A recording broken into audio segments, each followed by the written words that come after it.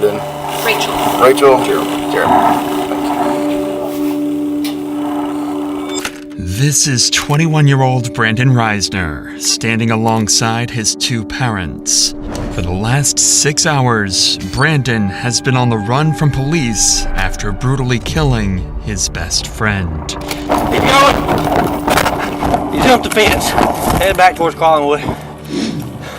And as Brandon's parents learn their son is an alleged killer, all they can do is pray as they patiently wait for their son's fate. Rachel, Jeremy, if y'all can have a seat out here. Would you like to talk in private?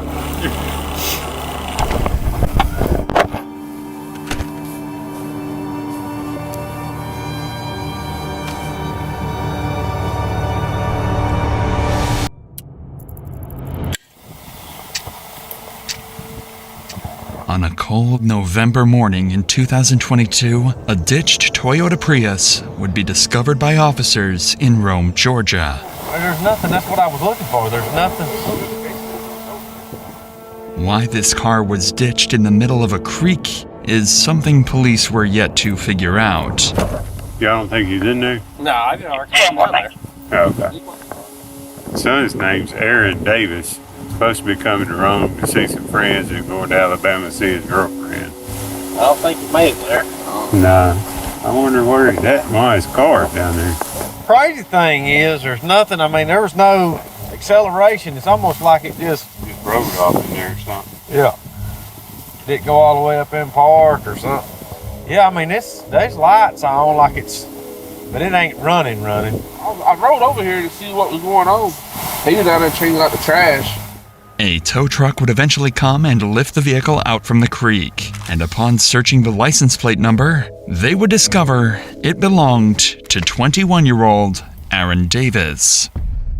Luckily, the town of Rome, Georgia is relatively small, and officers were already familiar with the name, so Lieutenant Sailors would give Aaron's father a call a few minutes later. Then I gotta go up to visit his girlfriend in Alabama after that. Okay. Yeah, can you see if you maybe can get a hold of him and check in with him, see where his car's supposed to be? So you just found the car abandoned there? Yeah, it's actually off in a little ditch. We're in the process of getting it out. I don't think there's anybody in it right now. Aaron's car being ditched is just as much of a mystery to his father as it is for the police. However, he did have some useful details he was able to give the lieutenant following this call. The night prior to this footage, Aaron went to visit his longtime friend, Brandon Reisner. The two had been friends since middle school, and their friendship continued all the way through college. Aaron had just recently graduated from Brigham Young University, so his over 60-mile travel to visit Brandon was meant to celebrate the new start to adulthood. But ever since Aaron had left for Brandon's house, nobody had heard from him, and his phone would go straight to voicemail. All of these strange mysteries would lead Aaron's father to file a missing persons report, and an investigation to find Aaron would officially begin. First, and most obviously, police would give Brandon Reisner a call, as he was supposedly the last person to have been in contact with Aaron. Hey, I'm Lieutenant Sailors, Rome Police. You doing all right today? Yes, I am. I'm looking for my friend right now. Yeah, that's what I was calling about. You hadn't heard from him? I have not. I've tried calling him and it's just gone straight to voicemail, and I heard he was at Heritage Park, so that's where I'm at right now, so I'm looking around. Do you guys know where the car was? Yeah, it was in a ditch over there. When's the last time you saw Aaron? I saw him last night. About what time? Well, we started drinking around like 12, noon. He started throwing up pretty bad. He told me to leave him alone. I guess I woke up around like 1 or 2 a.m.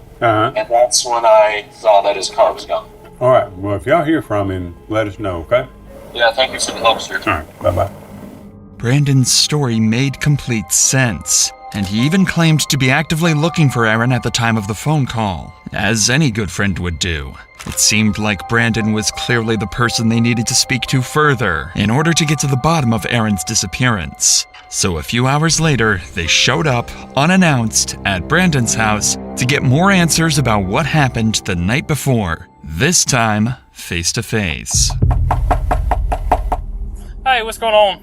I'm Officer Gar with the Rome Police Department. We're following up on all this. Can you walk me through what's going on? Just make sure we're all on the same page. We started drinking around 12 yesterday. Yeah, it's you and Aaron, right? Yeah, me and Aaron. Okay. Anyone else with you guys? And we went to some bars, and I had bought some red wine. Yeah. And came back here, started drinking red wine. He doesn't drink too often, so Yeah. he had gone upstairs and was just puking everywhere to the toilet. It was like standing up and puking for some reason. I went downstairs and he told me that he doesn't need any help. I went downstairs, dropped a bottle, cut my pinky, and I went to the urgent care this morning, took a shower, went to bed. Okay. And then woke up 1 to 2 a.m. and his car was gone. Despite Brandon's strange demeanor, Aaron's actions last night connect with the ditched car and lack of response for the last 12 hours. If Aaron was a light drinker and got heavily intoxicated, who knows what he could have done while completely by himself. So, how long have you and Aaron been friends? We met when I was in 5th grade. Okay. And then we became more like close friends, I'd say, like around freshman year. We're still trying to find him. I don't know. You know, he may just be staying at a hotel, sleeping off whatever happened last night. Yeah. It doesn't necessarily mean he's in danger or anything like that. Do you have any problem with us checking inside the house? No problem at all? No ferocious iguanas or anything? No. You never know, man. People have all kinds of pets. The officer would search the house and find some interesting discoveries. Several doors would be locked, specifically the door leading to Aaron's room, where he supposedly threw up several times. This was strange, so Brandon would be called inside to help get them up to Aaron's room. Do you mind coming in here with me so you can just show me where I'm going and all that? Yeah. This makes it a little bit easier. The bathroom is up there that he was up checking in. I got you. Oh, Lord. Is that what's in the laundry right now, I guess? Okay. Officers would notice a strong chemical smell coming from the room and find excessive amounts of cleaning supplies. But all of that would mean nothing compared to what they found next.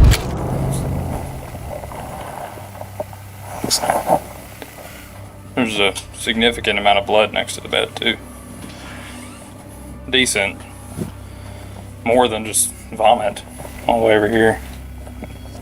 Looks like it's been there a while, but he could have been throwing up blood, I guess. See all that? It's weird to be throwing up blood like that. Not to mention, if he had alcohol poisoning, he wouldn't have been able to get up and move around this morning. Especially at 2 or 3 in the morning. Just poured powder right there, too. That's it right now. The cops are starting to find the whole scenario awfully suspicious. The odd story from Brandon, the puddles of blood in Aaron's room, the hundreds of dollars worth of cleaning supplies. It seems as though Brandon sensed the officer's suspicion arising as well, as when Aaron's room was being searched, he decided to do this.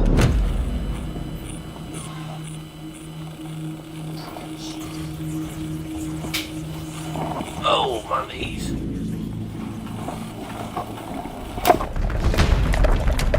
Keep going. Hey, no, quick.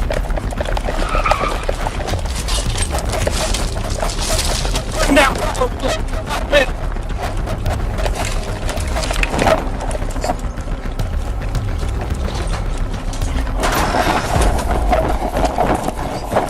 He jumped the fence, headed back towards Collinwood.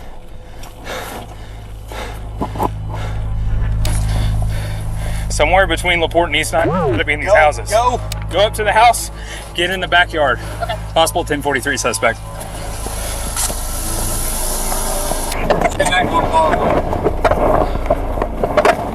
Run back towards 8.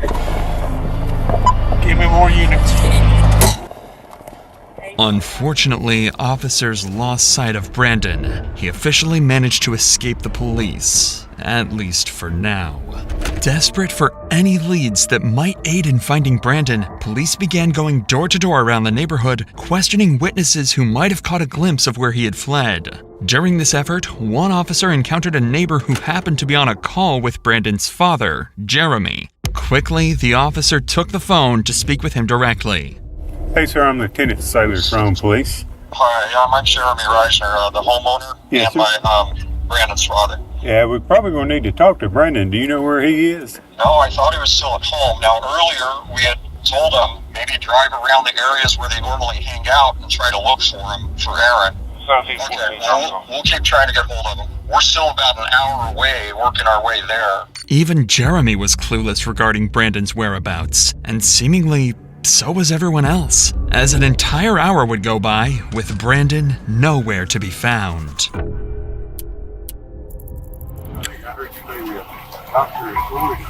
I am. This is Mom. Okay. Sorry, I realize you might not be able to answer this question. Probably don't know the answer, but I'll try. Is there suspicion that Brandon was involved in hurting Aaron or something? There's suspicion that something happened in the home. Beyond getting drunk and throwing up? Well, we don't know. They're lifelong friends. We called back after the boy's mom called us. We called back and said, when did you last see Aaron? He says, I guess he left during the night. And that's all we did. We went to look for him where the car was reported. Yes. The powers that be have our number? Yes, sir. Yes. Yeah. While trying his best to assist the police with the investigation, Jeremy would return to his house, where he discovered Brandon's phone. Up until that point, Jeremy had been doing everything he could to help the police track down his son. However, after finding the phone, his cooperation came to a sudden stop. He refused to hand the phone over, leaving police to wonder, had he seen something on it? Or was he hiding something far more unsettling? Let's get back to Jeremy, who would go on to discover Brandon's phone while searching around the house. This was a huge discovery for the investigation, as it could help trace where Brandon could have gone off to. But unfortunately, Jeremy was unwilling to give up the phone to cops until he could better understand the situation. After all, Brandon is his son, and he is innocent until proven guilty. So giving up the phone could be a tragic mistake. Again, hours go by with no further leads or clues as to where Brandon went. What Jeremy managed to find on Brandon's phone during this period will forever remain a mystery. However, when police spoke to him again, his demeanor would shift dramatically. What's the status? All right, so first of all, I understand you found his cell phone. That's right. You want to turn that over to us? Maybe. Okay. I do. My gut says yes, but at the same time, I mean, we I don't know. We'll probably need to go through it and see at least maybe where he's been today. There is a significant amount of blood in that upstairs bedroom and on the carpet. But I wanted to be straight up with you. No, you're not going to find that. Okay. No, I appreciate that. Do you have a warrant that would include the phone? No, we'd have to get one at some point, so we couldn't go into it without that. So, some text back and forth. Maybe something helps, then I know. That's him, But I can't promise you that because I don't. No, I know. Yeah, I don't know what I was in there, so I want to. I was as a father, I understand that. All right. Well, yeah, I'm gonna keep walking. Something had changed. Whatever was on that phone had to be disturbing. And the officer seemed to have caught on to this as well. Because he doesn't know what's going on. But he seemed a little shocked that we're at his house. He seemed respectful in the sense that he was okay with us being at his house and doing what we needed to do. I couldn't really get a feel for him. He may just be covering for his kid. He's gotta be. Him having the phone and not being shattered tells me that his son handed it to him. So he found the phone, tells us that he found the phone, but doesn't want to give it to us without searching it. Text messages not there. Probably. He was telling Randy that they were texting there about him asking for if anyone had seen Aaron. I wonder if those texts were sent since we've been here, though. These officers were spot on with their theory. On the phone, Brandon would leave an array of horrifying notes, such as, his scream became a gargle as he swallowed his tongue. I like dark places where my mind melts. It feels so good and I feel so cool. My brain's a waterfall running out of my nose like drool. I can turn myself on in the blink of an eye. They notified me as the smartest man alive. Additionally, he would leave a to-do list following the murder of Aaron. 1. Schedule last 3 songs. This was in reference to his YouTube channel where he would post his music. 2. Vacuum. 3. Laundry. 4. Shower in my shower. 5. Take bath. Tomorrow. 1. Text Rachel that Aaron threw up horribly. I think there was some blood in it. 2. I woke up and he was gone. Whether or not these exact messages were what alarmed Jeremy is unknown, but something on that phone made it clear to him that Brandon had killed Aaron. And just an hour later, Jeremy would call police, detailing that he was with Brandon and that he was willing to surrender and turn himself in. So 25 minutes later, Brandon and his parents would arrive at the station. You're with Brandon. Rachel. Jeremy. Thank you.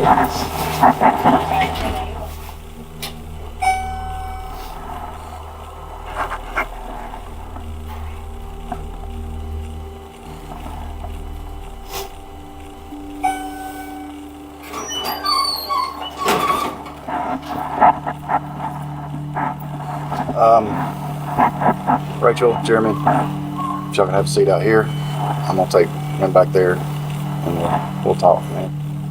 Would you like to talk in private? You need to send somebody out to find the body. Okay. I'll be right back out with you, okay?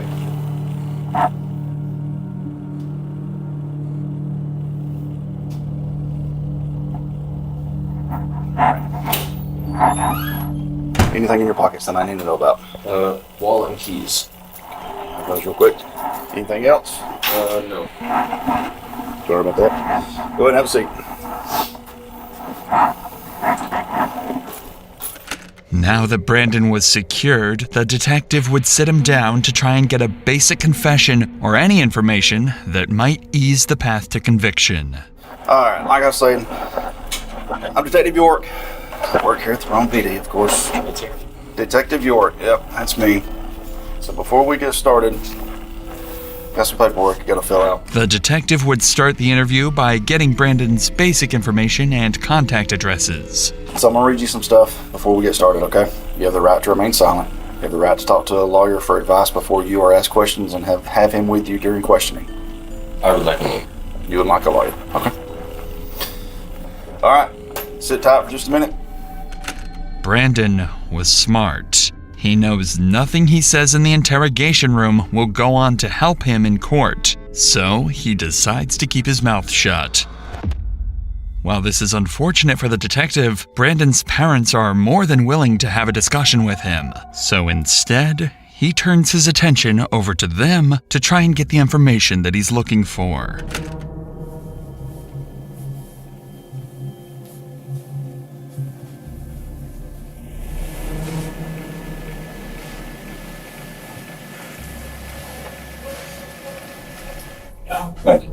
Thank you.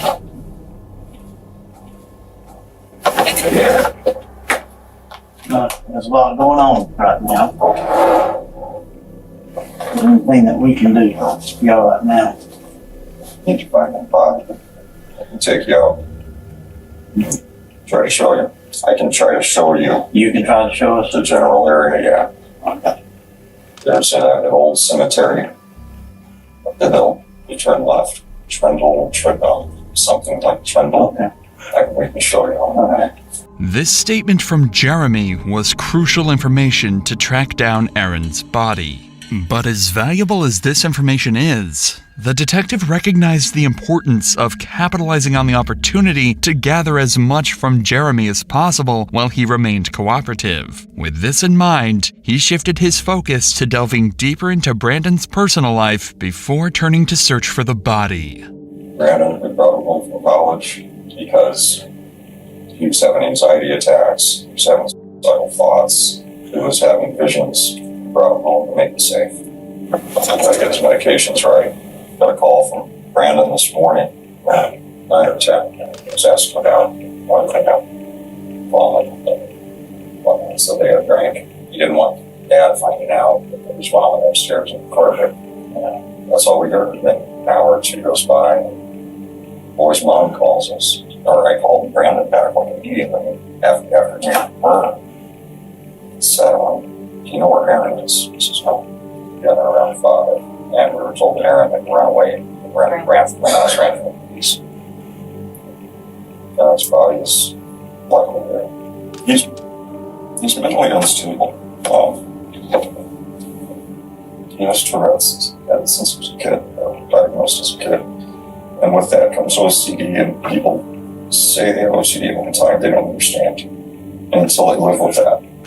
This raises the possibility that his actions may have been influenced by mental instability. However, it's important to consider the context. Jeremy's statements could be an attempt to have Brandon plead insanity in court. Therefore, it's essential to approach these claims with a grain of salt, as they may not fully reflect the reality of the situation. Regardless, police now had an approximate location of where Aaron's body should be, so all hands went on deck to search the cemetery Jeremy had described. Aaron was found buried in the cemetery, behind a secluded area in the back of the property. Even worse was that his body was wrapped inside the very sheets he slept on in Brandon's house. The speculation had come to an end. Brandon Reisner was a cold-blooded murderer. Right after this discovery, Brandon was placed under arrest for the murder of Aaron Davis and transported to the local prison. But the cops found his behavior very unconventional.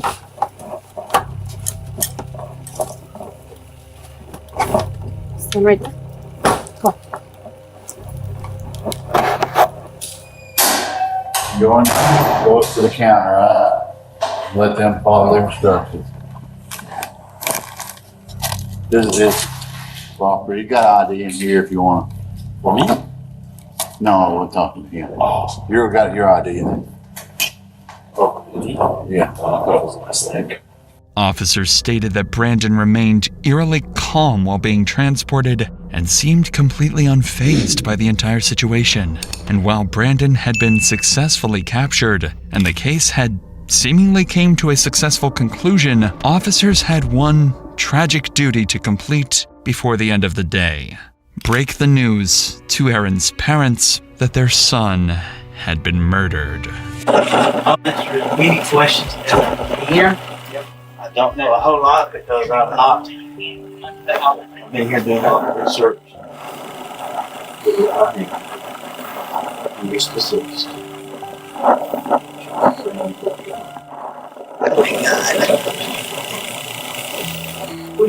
Why would he do that?